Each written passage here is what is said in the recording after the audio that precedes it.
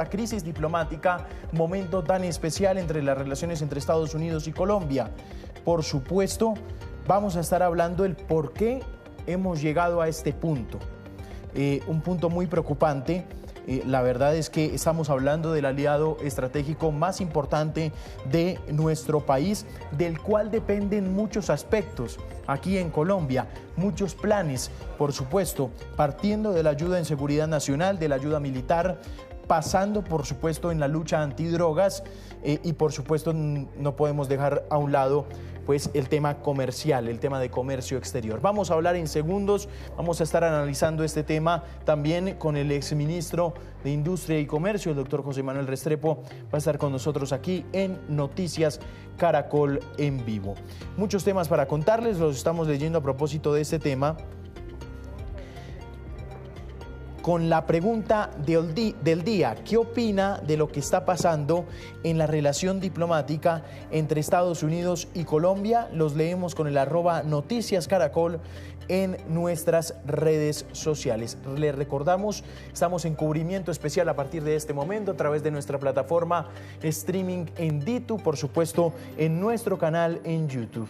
El chat en vivo está disponible ahí, ustedes pueden estar comentándonos, por supuesto, sobre el tema del día en este cubrimiento especial aquí en Noticias Caracol en vivo. A propósito de este tema, pues también vamos a repasar, recordemos que todo se da ayer medio de una carta, un documento que emite el portavoz del Departamento de Estado, donde decide llamar a consultas al encargado de negocios interinos aquí en Colombia, que también hace las veces de embajador encargado.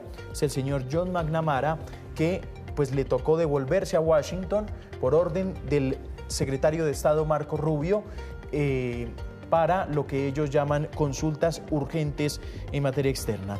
Más tarde, el presidente Petro, como respuesta, toma la misma decisión: llamar al embajador de Colombia en Estados Unidos, Daniel García Peña, y por supuesto consultarle sobre 4 temas en específico que vamos a tratar, por supuesto, en los próximos minutos. El documento del Departamento de Estado y de su portavoz habla de declaraciones infundadas y reprochables de las más altas esferas del gobierno, que por supuesto se han resumido como, por ejemplo, una declaración muy polémica del presidente Gustavo Petro en Cali, nombrando y citando al presidente de Venezuela, Nicolás Maduro, supuestamente donde Marco Rubio estaría detrás de un presunto golpe de Estado. Esas son las declaraciones que sacaron de quicio, por supuesto, al gobierno de Estados Unidos, además de otra serie de hechos que viene enfadando muy seriamente al gobierno de los Estados Unidos, pasando también por el tema de la lucha antidrogas, que para Estados Unidos, y lo ha manifestado varias declaraciones, no ha sido suficientes, pasado el otro impasse que aquí la unidad investigativa de Noticias Caracol lo revelaba. Esto lo estoy diciendo en materia de contexto porque es importante. Han sido impases con el gobierno de Estados Unidos muy serios. También, por ejemplo, el tema de alias El Mocho, que por supuesto también generó un cruce de comunicados entre la fiscal general de la Nación, la Corte y por supuesto también el gobierno y la mira del gobierno de Estados Unidos sobre las presuntas irregularidades que existieron en el proceso de su judicialización, su situación jurídica. Muchos temas para contarles, los leemos a través de nuestras redes sociales, estamos viendo señal en vivo, por supuesto, de Estados Unidos. Hoy es Día de la Independencia, hoy es 4 de julio allí. Se espera que esta noche haya una recepción en el Departamento de Estado y se espera que allí aparezca el señor John McNamara, que ya, pues de acuerdo a la orden que entregó el portavoz del Departamento de Estado, se encontraría en Washington. 9:05 minutos de la mañana, comenzamos esta emisión de viernes 4 de julio, bienvenidos.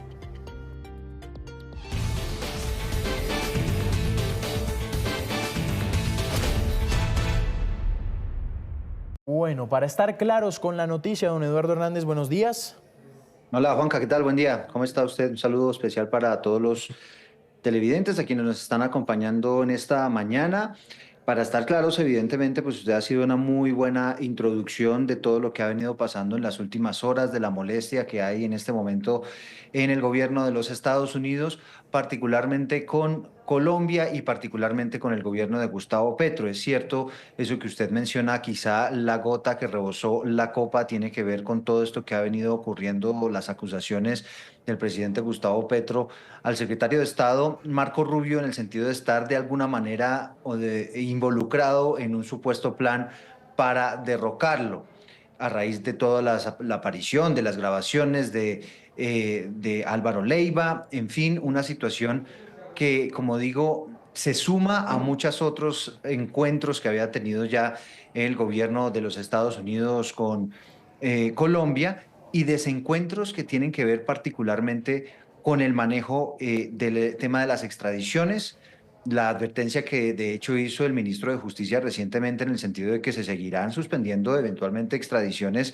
si es que es necesario para continuar con la política de paz del gobierno, algo que por supuesto no cae nada bien, usted sabe, y lo decíamos esta mañana y lo comentó el embajador ex embajador de los Estados Unidos aquí en Colombia, Kevin Whitaker, que hay unas líneas rojas, unas políticas que el gobierno estadounidense consideran inamovibles, tienen que ver básicamente con la política de extradición, la política del manejo antidrogas y todo lo que tiene que ver con la interdicción. Esto es básicamente la persecución del tema de las drogas. Y nosotros estaríamos fallando en por lo Política, menos dos. eso le iba a decir Edu. Política de extradición, dos puntos. Tema Mocho, por ejemplo. Claro, tema mucho. Y es Listo, que porque ese ya. ejercicio que usted me plantea es muy bueno, Edu. Entonces, esas líneas rojas, el tema Mocho, la revelación de la unidad investigativa, ¿no? Claro, la unidad investigativa, pero no solamente eso, sino el gobierno diciendo, sí, nosotros suspendimos esa extradición y no solamente esa, ya suspendimos otra que es la de alias HH y seguramente vienen más, si es que eso se necesita para continuar con la política de paz, que esas personas estén aquí en nuestro país. Y obviamente pues hay otras imágenes que pueden tener otro tipo de connotaciones que quizá también molestan al gobierno de Donald Trump y es por ejemplo la que vimos en Medellín del presidente Gustavo Petro compartiendo tarima con algunos de los delincuentes más peligrosos de la ciudad. En aras también de la política de paz, pero siento yo que es ahí donde se está generando ese cortocircuito entre el gobierno de Donald Trump y el de Colombia, donde Edu, todavía el gobierno de Donald Trump no entiende bien cómo es que es este manejo con los criminales en nuestro país. ¿me las puede repetir entonces? Política de extradición, decía el ex embajador Kevin Whitaker.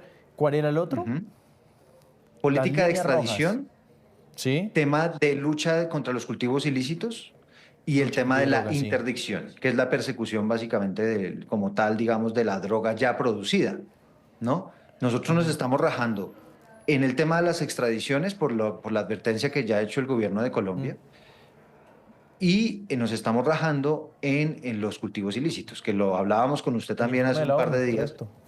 sobre el informe este de Naciones Unidas que muestra pues cómo la verdad se ha avanzado muy poco en esa materia. Le agrego otro, que es ¿Cuál? el tema que agregan en el comunicado del Departamento de Estado, que han sido las declaraciones también lo que ellos llaman infundadas por parte de funcionarios del alto gobierno colombiano. Ejemplo, la declaración que hizo el presidente Petro en Cali, citando al presidente de Venezuela, Nicolás Maduro, y nombrando a Marco Rubio en un presunto plan de golpe de Estado. Muchos me van a decir, pero Juan Camilo, ojo con lo que dijo ayer el presidente Petro. Sí, pero ayer se puede decir que el presidente Petro iba reculando, porque lo que dijo en Cali fue muy distinto, Edu, a lo que dijo ayer en la posesión del magistrado Héctor Carvajal. Porque lo que, es más, creo que por ahí tenemos la declaración de Cali, la hemos rescatado precisamente lo que él dice de un tarimazo, otro tarimazo más en Cali. Vamos a repasar lo que dijo en la capital del Valle del Cauca exactamente. Mire lo que dijo, Edu. Y no es una amenaza porque yo no amenazo, a mí me amenazan. Dice un presidente vecino que el señor Marco Rubio está organizando un golpe de Estado contra mí.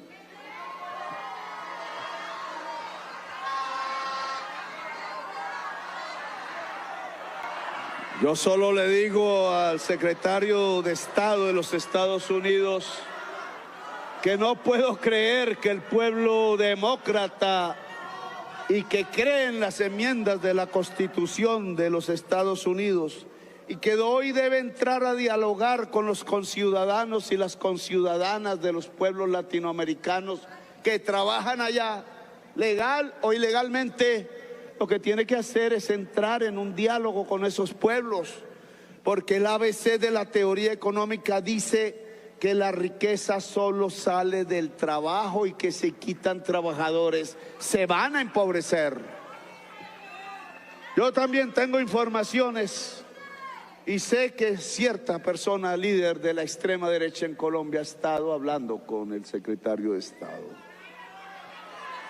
Y también sé que hay una grabación por allí que le puse a escuchar a la fiscal general de la Nación, en donde cierto dirigente de extrema derecha de Colombia, que no es Uribe, ojo,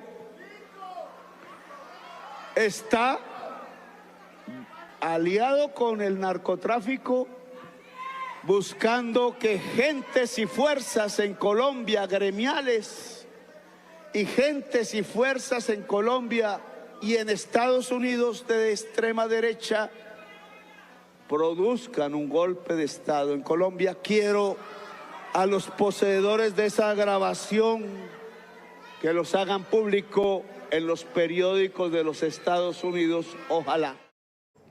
Ahí está la teoría del golpe de Estado. Esta declaración es de hace 3 semanas exactamente, 11 de junio. Y si quiere, Juan Camilo, me sí. voy un poco más atrás para seguir un poco con esa misma teoría que usted tiene, Sí. de que efectivamente toda esta teoría de la conspiración es lo que tiene muy molesto a Estados Unidos. Váyase un mes más atrás, es decir, hace casi 2 meses, el 9 de mayo, escribía en su cuenta en X Gustavo Petro que estaba metido en toda esta conspiración, supuestamente un dirigente gremial junto a un representante a la Cámara del Congreso que se llama, de los Estados Unidos, Díaz Balart, ¿no? Que es al otro que también mete al baile en todo este asunto del supuesto plan para derrocarlo. Es que el presidente Petro viene hablando de este tema desde hace rato y obviamente cuando se pide rectificación, porque este es otro punto importante, Juan Camilo, que el gobierno de los Estados Unidos le pide a Gustavo Petro y a su gobierno, mire, rectifique lo que está diciendo, no solamente contra Marco Rubio, sino contra todos los dirigentes políticos de aquí, que ninguno está planeando aquí nada para derrocarlo, y el gobierno de Gustavo Petro, en vez de acogerlo, pues termina ratificándolo en ese discurso que usted acaba de ponernos hace algunos segundos, donde efectivamente habla e insiste en esa supuesta teoría para derrocarlo. Eso es lo que ha generado evidentemente muchas molestias y le leo igual que usted casi que una reculada a lo que pasó en las últimas horas con el presidente Gustavo Petro, que en la posesión de un nuevo magistrado de la Corte Constitucional efectivamente dice que no, que Marco Rubio seguramente no está ahí metido, sino que son unas fuerzas delincuenciales que están interesadas de alguna manera en que haya líos entre Colombia y Estados Unidos para ellos poder aprovechar y evadir de alguna manera esos controles estrictos que, según dice el presidente, hay para detener la delincuencia multilateral. Exactamente, 9:14 minutos de la mañana. Estamos viendo la imagen en vivo, vamos a ponerla ahí full pantalla, la imagen en vivo de la Casa Blanca a esta hora. Y por supuesto, es 4 de julio, es Día de la Independencia allí en Estados Unidos. Día de la Independencia, a propósito, que sumo esta transmisión a nuestra analista internacional. Acérquese un poquito aquí, Teresita Aya. Y Teresita, por supuesto, muchos temas para... yo creo que Eduardo daba en el punto, en el inicio de esta charla, porque nos ponía las líneas rojas que había expuesto el ex embajador Kevin Whitaker esta mañana sobre las relaciones entre Estados Unidos y Colombia. Y usted también nos va a comentar de una muy importante, que es el tema de extradición. Juan Camilo, buenos días. Eduardo, buenos días. Sí, Buen día, Teresita. efectivamente, para mí la línea roja importante, una de las más importantes, es la extradición. Ha sido un tema que estuvo en el centro, por ejemplo, de la negociación hace 30 años en el gobierno Samper, que también hubo una gran crisis. Una de las cosas que hizo el gobierno Samper fue precisamente firmar la extradición para bajarle la atención al tema, y desde entonces ha sido algo que para el gobierno de Estados Unidos es clave. En este momento hemos visto que ha habido una renuencia, digamos, en el gobierno actual de extraditar a ciertas personas argumentando que son parte del proceso de paz, y esto ha generado una, llamémoslo, falta de confianza por parte de Estados Unidos en la institucionalidad colombiana. Una falta de confianza en Colombia es un Estado de Derecho en el que la gente tiene y cumple consecuencias o hay consecuencias frente a sus delitos. Esos cuestionamientos son muy importantes y están en el corazón de lo que es Estados Unidos. Claro. Ahí sí me permite, sí, Juan Edu. Camilo, hacerle una breve pregunta a Teresita. Y tiene que ver con el momento en el que llega esta crisis, aunque le voy a decir algo, el vicecanciller Mauricio Jaramillo dice, no, esto no es una crisis, es un impasse. Ya usted me dirá si verdaderamente es un impasse o si se puede hablar de crisis, pero lo cierto es que llega además en un momento de efectivamente quizás sí crisis diplomática porque estamos sin canciller, no sabemos exactamente cuál va a ser la interlocución con el gobierno de los Estados Unidos, entre otras cosas porque también el presidente Gustavo Petro ha decidido llamar a consultas. Entonces ahí mi pregunta es, claro, usted hacía referencia a lo que pasó en su momento con el gobierno Samper, pero nos decía esta mañana María Emma Mejía, que fue la que capoteó toda esa situación, que ahí sí tenían algún tipo de interlocución, pero creo en este momento no sé hasta qué punto estén cerradas esas puertas. Aquí hay varias cosas, Eduardo, y tienes mucha razón. Lo primero, efectivamente, fue un llamado a consultas. En el mundo diplomático esto lo que muestra es, para mí la palabra clave es confianza, la falta de confianza o un disgusto muy grande por parte de Estados Unidos con Colombia, que se traduce en esto. Entonces, eso por un lado podría ser un impas. Pero resulta que Colombia es uno de los países más cercanos a Estados Unidos en lo comercial y en la cooperación militar. Entonces, el impasse se puede agrandar. Y más si miramos, y ahora voy a los 30 años, si miramos que en países como, doy un ejemplo clave, Afganistán. Afganistán puede ser para Estados Unidos el país de los talibanes, muchas cosas, tiene todavía una encargada de negocios. No está ahí, pero opera como encargada de negocios y no la han llamado a consultas en ningún momento. Tampoco lo han hecho con las personas encargadas de negocios, y esto es otra cosa importante. Colombia lleva 3 años con encargado de negocios y sin embajador. Eso es también un mensaje en el mundo diplomático importante. Pero, repito, no han llamado a consultas, por ejemplo, al encargado de negocios en Cuba, que es un personaje, Mike Hammer, con rango de embajador importante, encargado de negocios, ahí va el primer mensaje, pero no lo llaman a consultas, ni en Siria, ni en Irak. En Sudáfrica, recordemos que a principios de año el presidente Trump expulsó de Estados Unidos, declaró persona non grata al embajador de Sudáfrica, pero a pesar de eso mantiene un encargado de negocios en Sudáfrica y no lo llaman a consultas. Entonces podemos decir, sí, es un simple llamado a consultas, una falta de confianza, un disgusto grande, pero por otro lado, en un país que es importante en lo militar y lo comercial, llamarlo a consultas cuando vemos que en el resto del mundo no pasa eso, es que hay algo muy grave detrás, algo que realmente es muy, muy molesto para Estados Unidos. Y ahí es donde vienen esos canales que decía María Emma esta mañana, los canales La Puerta de Atrás. Rodrigo Pardo, que en paz descanse, decía en ese momento también que era muy importante mantener una entrada, así fuera por la puerta de atrás a Estados Unidos, y eso, para eso se necesita una diplomacia fuerte. Sí, Teresita, los llamados a consultas pueden durar años, ¿no? Porque yo he escuchado llamados a consultas que ni vuelven, se quedan en consultas. Se pueden estancar en el tiempo un mensaje que nadie quiere resolverlo ni moverse.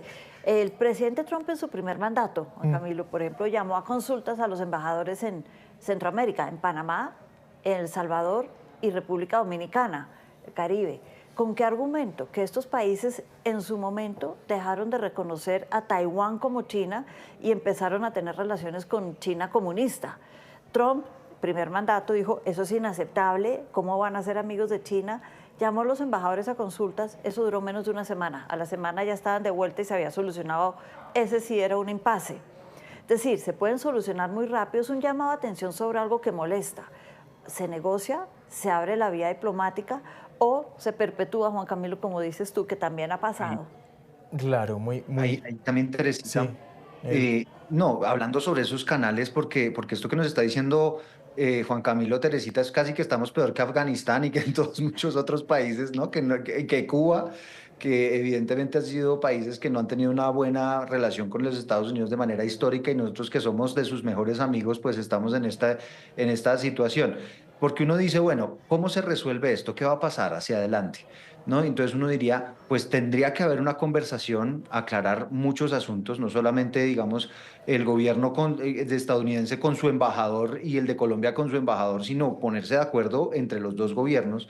Pero uno ve aquí que eso no está tan claro como podría ocurrir. Aparecen también los empresarios muy preocupados diciendo, pues hombre, yo tengo amigos allá, ¿no? Vamos a ver si a través de esos amigos puedo mandarle mensajes al gobierno, puedo tratar como de impulsar eso que en su momento Laura Sarabia y el ex canciller Murillo hicieron con la crisis anterior. Ustedes recordarán el recién arrancado del gobierno y con todo lo que ocurrió con esos malestares al principio.